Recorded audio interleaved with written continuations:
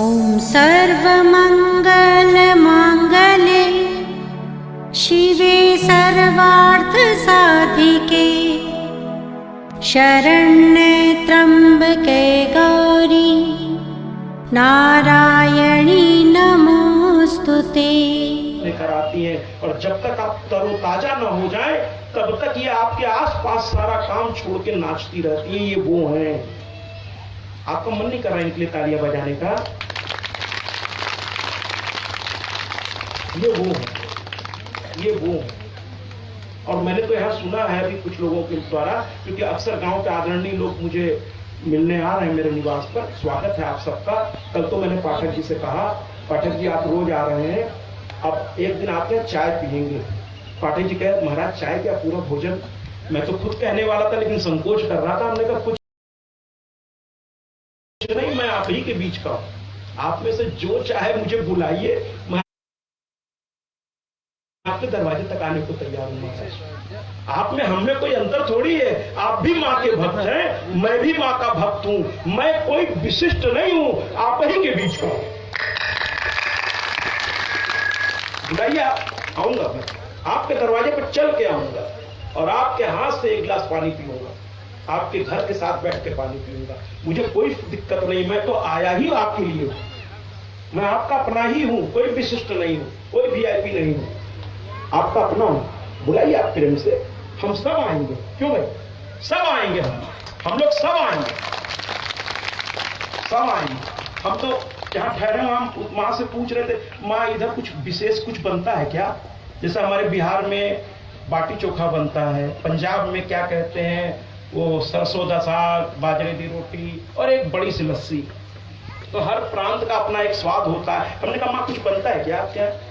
तो माँ कही नहीं बाबू, रोटी चावल दाल सब्जी सुबह बन जाते। हमने कहा कोई विशेष चीज तो बना के खिलाइए ना माँ।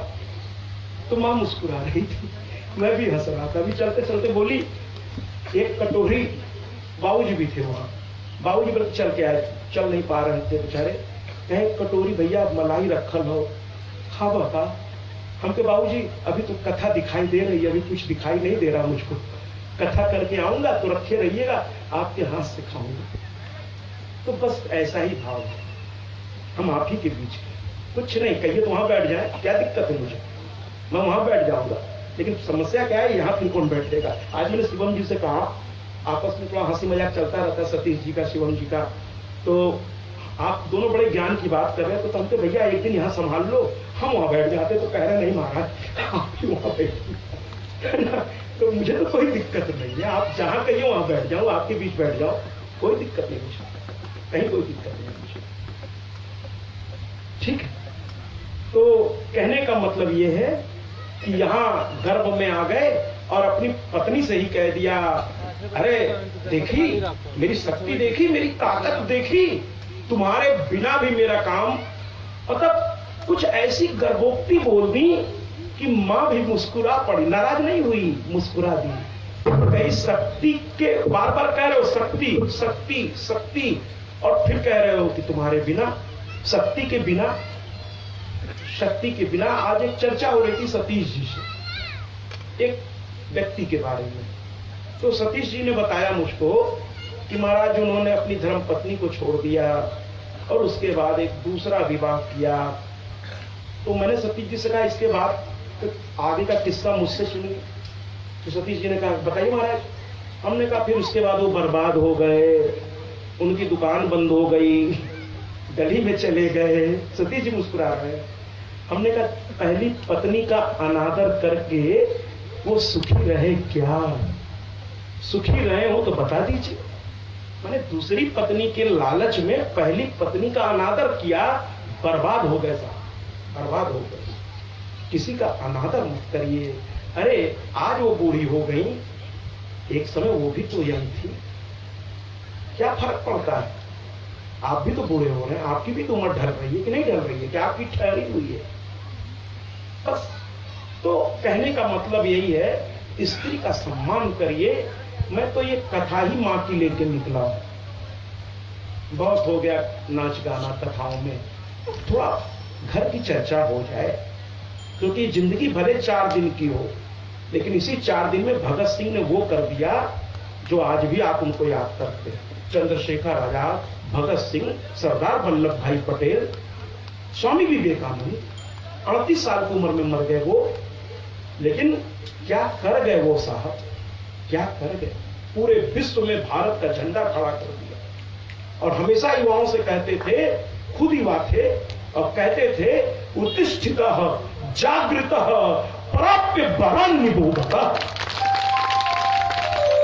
कहते थे उठो, जागो, और जब तक लक्ष्य न मिल जाए तब तक चैन से नहीं रहना, चैन से नहीं रहना। चले गए थे 7 समुंदर पार करके, पैसा नहीं था जेब में, रात भर काठ गोदाम में एक लकड़ी के नीचे सोते रहे। बारिश हो रही थी, वहां ठंड बहुत पड़ती है, लेकिन बस एक इच्छा थी कि सनातन धर्म को पूरे विश्व में स्थापित। मात्र 38 वर्ष का वो युवक मर गया, लेकिन आज पूरे भारतवर्ष में और विश्व में कई जगह रामकृष्ण मिशन की स्थापना कर दिया। तालियों से स्वागत करिए ना। 38 साल की उम्र बहुत लोग ऐसे ही बिताते। तो वही 4 दिन की जिंदगी उनके पास भी थी, और वही 4 दिन की जिंदगी हमारे, मैं कोई उनका प्रशंसक इत्यादि नहीं हूं, मैं स्पष्ट कर दूं, लेकिन वही 4 दिन की जिंदगी मुकेश अंबानी के पास भी है, और उनके पिता आदरणीय है धीरू भाई अंबानी के पास भी वही 4 दिन की जिंदगी थी। एक इंडस्ट्री नहीं, इंडस्ट्रियों का ग्रुप आप इंडस्ट्रीज खड़ा कर दी, तो 24 घंटे सबके पास होते भैया। उस 24 घंटे का सही इस्तेमाल कीजिए, फिर देखिए आप कहां से कहां हो जाए। सही लोगों का साथ पकड़िए, उनके दिशा निर्देशन में अपने आप को आगे बढ़ाइए। एक व्यक्ति जरूर रखिए अपने आसपास जो समझदार हो, मौके पर आप उससे राय ले सकें, और वो राय ऐसी हो जिसमें अपना स्वार्थ हो, निस्वार्थ जो बोले, ऐसे से राय लीजिए। जो स्वार्थपूर्ण ढंग से बोलेगा वो खुद सही नहीं है, आपको कहां से सही कर देगा। निस्वार्थ व्यक्ति से राय लीजिए, घर की राय, बाहर की राय, अपने जीवन की राय, अपने कैरियर की राय, ऐसे व्यक्ति से लीजिए जिससे आपके अच्छे और बुरे से कोई उसे फर्क नहीं पड़ता, जिसका आपसे कोई संबंध है, जिसका आपके अच्छे बुरे से फर्क पड़ता है, वो शायद राय ठीक से न दे पाए, क्योंकि वो अपना भी जोड़ घटाना गुणा भाग उसमें देखेगा। राय उससे लीजिए जिसको आपसे कोई मतलब खास है नहीं, राय लेके देखिए, लेकिन हाँ संत स्वभाव हो उसका, संत स्वभाव हो। सर कहते हैं बहुजन हिताय बहुजन सुखाय, सर्वे भवन्तु सुखिनः सर्वे सन्तु निरामय, सभी सुखी हो जाए। जिसका ऐसा भाव हो उससे राय लेके देखिए, कभी गलत राय नहीं मिलेगी, कभी गलत राय नहीं मिलेगी। तो भैया कहने का तात्पर्य यह है कि इन्होंने गर्व किया, और नतीजा क्या हुआ, दोनों माताएं वहां से अंतर ध्यान हो गई, दोनों वहां से हट गई।